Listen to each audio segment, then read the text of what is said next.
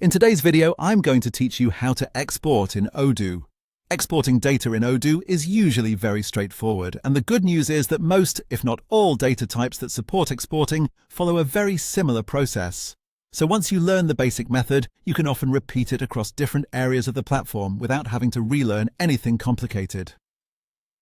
For this example, we're going to export sales data from Odoo.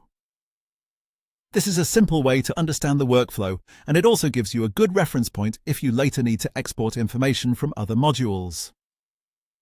To begin, go into the Sales section of Odoo. Once you're there, look toward the top left area of the screen and find the gear icon.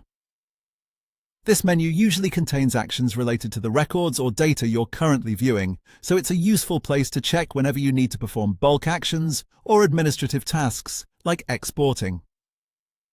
Click the gear icon, and from the options that appear, select Export. As soon as you do that, the export process will begin, and a download should start automatically. Depending on your browser settings, the file may go straight into your default Downloads folder, or your browser may ask you where you want to save it. If you don't immediately see the file, it's a good idea to check your browser's download bar or your Downloads folder to confirm that the export completed successfully. This can be especially helpful if you're working with a larger set of data and the download takes a moment to appear. One important thing to keep in mind is that other tools and modules in Odoo often use this exact same export process, as long as exporting is supported in that section.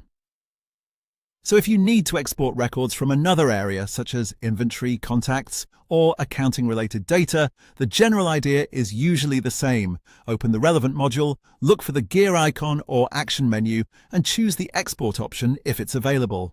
This makes Odoo fairly consistent and easy to work with once you know where to look. A simple tip is to remember that exports are usually tied to the data view you're currently in, so make sure you're in the correct module before starting the process. And that's all there is to it. You now know how to export data in Odoo using the standard method.